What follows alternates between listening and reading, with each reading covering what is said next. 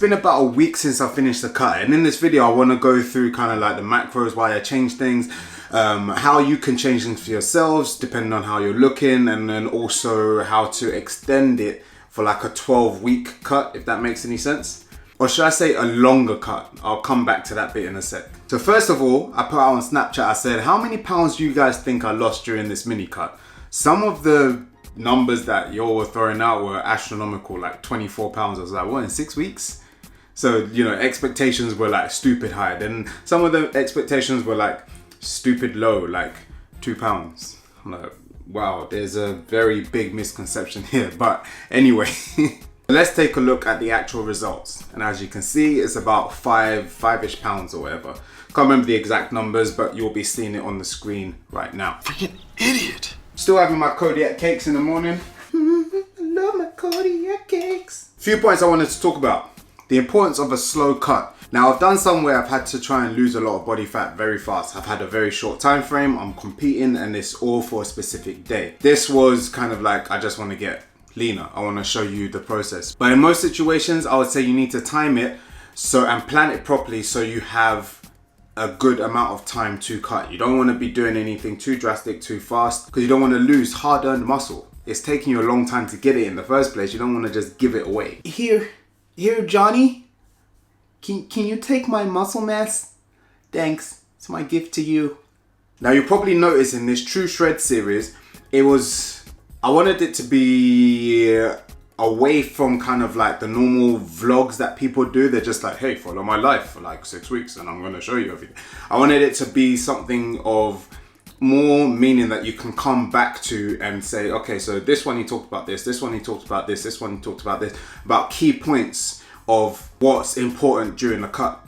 So you also would have probably seen along this path is I didn't show myself weighing myself for a good 3 weeks, and there's a reason for that. It got to the point where I was just so focused on the scales that no matter what the mirror was showing, I was like, oh, but the scale says this. I was like, what the hell does the scale have anything to do with it? It's like when people say, what was your body fat percentage when you stepped on stage? Who cares?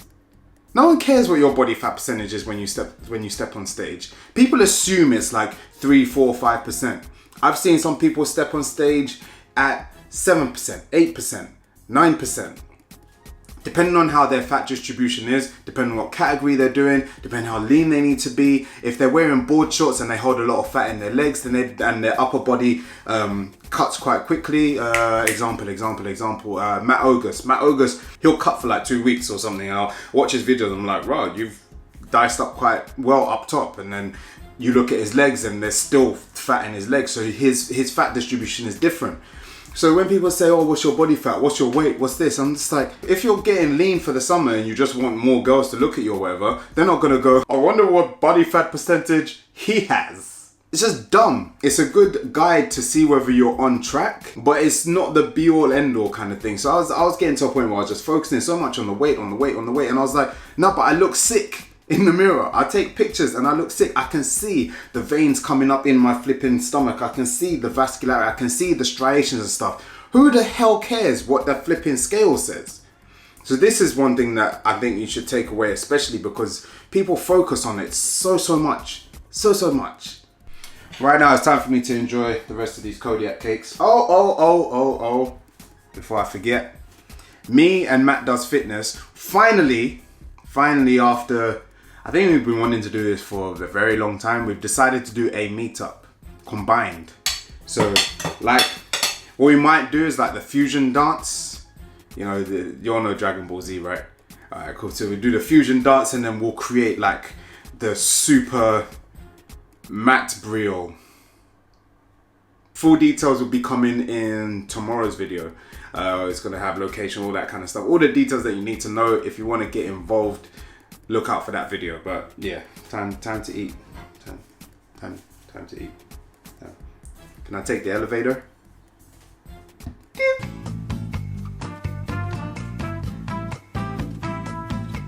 So let's start this conversation off with my finishing macros. Dude, what the fuck? So my final macros for this 6-week mini cut was 219 grams of protein, 282 grams of carbs, and 40 grams of fat.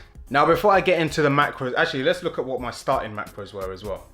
All right, so my starting macros were, it was 3,200 calories, 227 grams of protein, 88 grams of fat, and 373 grams of carbs. And to be honest, the only reason why I dropped the protein when I adjusted my macros the first time is because I didn't want to pay for the full MyFitnessPal thing. I'm happy with the free one. You can call me cheap, I don't care. I wasn't gonna pay for it because I can't even remember how much it was. It's like £10 a month. But just like, no. So I just dropped my protein down a little bit so it works in their percentages, if you know what I'm saying. The training plan that we did was very, I'd say quite loose. We were able to freestyle on certain bits because what we aim to do is to get at least 1 or 2 compound movements. So compound movements like multi-joint movements, bench press, squat, the big movers. So bench press, squat, deadlift, shoulder press, those type of things. Get those done and out of the way first. Then we move on to some accessory work, which could be another compound lift, but with slightly more reps and stuff like that. So that was our aim, because as long as you get the compounds in, they burn the most energy. Compound lifts, you don't want to be doing like flipping. The question I get all the time is like, oh Gabe, I'm cutting now, so I should do I reps and you know, like 3 sets of 20, because you know, no. I've said it before, I'll say it again, I'll keep saying it. If you don't give the muscle a reason to stay, it will leave. Like anything. That's the best way to put it. If you don't treat someone right, they will leave because they can't be bothered. If you're not giving the muscle a reason to stay by lifting heavy weights, it will just leave. It will be the first thing to disperse because your body needs energy to survive. So if it takes what it feels it's not using. If you get what I mean. So let's get into the nitty-gritty of why I changed certain things as I went along during this cut. So I started off with 380 something grams of carbs or something. Is that what I said? Did I say 380? 373. Yeah, you're right. Okay. So the first thing I did was I didn't want to touch the fats. I said it in one of the episodes during this series that the reason why is because the fats will satiate you for longer. So it slows down digestion a little bit, so you'll feel a lot fuller for longer by keeping the fats a little bit higher. That's why a lot of people that do keto, they don't really get hungry to snack, if that makes sense. So each week I was just kind of like looking at how my body was adjusting, looking at the weight, yes, but also looking in the mirror, seeing whether I was coming in tighter, whether my waist was getting smaller. When I see changes, I won't change things straight away because people like to change things for no reason. If it's not broke, don't bloody fix it. You're not gonna go into a Mercedes showroom, buy a brand new car and then be like, I'm gonna change the alternator. Honey, I know what I'm doing. I'm a guy. But it doesn't make sense. If it's not broke, don't fix it. So if you're steadily losing X amount, probably like 1 to 2 pounds a week is ideal, then you're on the right track. If you're looking in the mirror and you're getting tighter, then you're on the right track. So don't change things too drastically for no reason. But then when I did, I'll drop the carbs down. And it's only like by 20 or 30 grams. So stuff that you can't really notice it go. And here's the best strategy.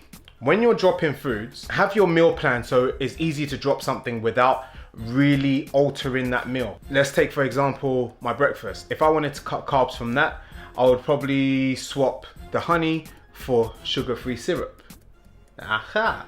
So already you've got rid of 15 grams of carbs, but without altering the meal, so you don't psychologically feel like you're changing things. It's just an adjustment. So your mind controls a lot, and I'll always say your mind controls so much. If you feel like you've changed it, then you feel, oh man, this diet's so hard, and then you start thinking that the diet's hard when it's not really. So psychologically put yourself in a position where not much is changing. Then in like week 4, I started bringing the fats down. So I've dropped the carbs down, and it was to a point where, you know, I just didn't want to drop it anymore. If I needed to, I would have. But at that point, I didn't need to. I needed to bring the calories down, but I still wanted the carbs because I wanted, like, they're still my main and most people's main source of energy, unless you're doing keto and that kind of stuff where it then changes your body into burning fat instead of carbs, but that's a different video completely. So I wanted to keep my carbs at a decent level so I could have decent training sessions and all that kind of stuff, but also bring my calories down slightly, so I started dropping the fats. Fats also hold more calories than carbs and protein, so me dropping a little bit of fats makes a big impact. How did I drop the fats? Small adjustments again. So I was having bacon in the morning, which has about 15 to 20 grams of fat, depending on how much I'm having. So I swapped it for turkey rashers, which has 2 grams of fat. So can you see, that's already knocked a significant amount off. When you have things like peanut butter in there, you just half the amount. Now let's talk about how you can extend this to a longer cut. So the reason why I said at the beginning about the 12-week thing is people focus too much on the 12 weeks. 12 weeks isn't a magical number for a shred. It's like, what's your starting point? If you've got a different starting point to me, some people might not be as lean as me when I'm starting. Some people might be leaner than me when they're starting, so they can do a shorter cut. So it all depends on your starting point. So don't think that 12 weeks is the magical number that you need to cut. But anyway, so at this point, if I was to carry on going for 12 weeks, which I feel from my starting point would have put me in a position where I could potentially step on stage after 12 weeks. Potentially. We never know. There's always hiccups. But I would then hit a carb cycle. I do my carb cycles a little bit different. So if you don't know what a carb cycle is, you do maybe 2 days low carb followed by 1 day high carb, and you'd cycle that. Now the reason why I feel I'll do it a bit differently is I take so say my calories when I finish were 2,500. I'll then take maybe 100 off, so it's 2,400, then I times that by 7. So it gives you the week. Then what I want to do is split it, so I do the carb cycle through the week. So if I do low, low, high, low, low, high, low, within that week, the total calories will equal what I've just calculated. You still with me? Still following me? Still following me? Okay, cool. So that means that I'm not actually dropping my calories by that much, but because I'll have a couple days where I'll be in a more depleted state, it's just manipulating the figures a little bit, manipulating the macros and stuff to try and really get in there for the fat loss. So the days where you have the low carbs, you still smash it, you still go ham. Then you have like a mini refeed. But in total, during the week, you're still not in a huge deficit. So then it's all about retaining as much muscle as possible. And I'd probably do that for about 4 weeks. And then the final 2 weeks is when I'd look to drop the calories even more, but that's more kind of leading towards competition stuff. If you guys want me to talk in more depth about setting up carb cycles like properly and also depleting for a show, leave it in the comment section and I'll get it done. So right now in the books we've got the alcohol, whether you should train and drink, whether you can, what does it do? That video is coming. And also if you want me to do the carb cycle one, hit me up and I will do it. But that is it from me. That is it for True Shredz. Wait for the next series. The next series is a good one. Giggity. I'm out. Don't forget to like, comment, share, subscribe. Peace. Whipping excursion. I gotta pick up that person. In the trap. Whipping that working. You're not a gangster, you're just an internet version.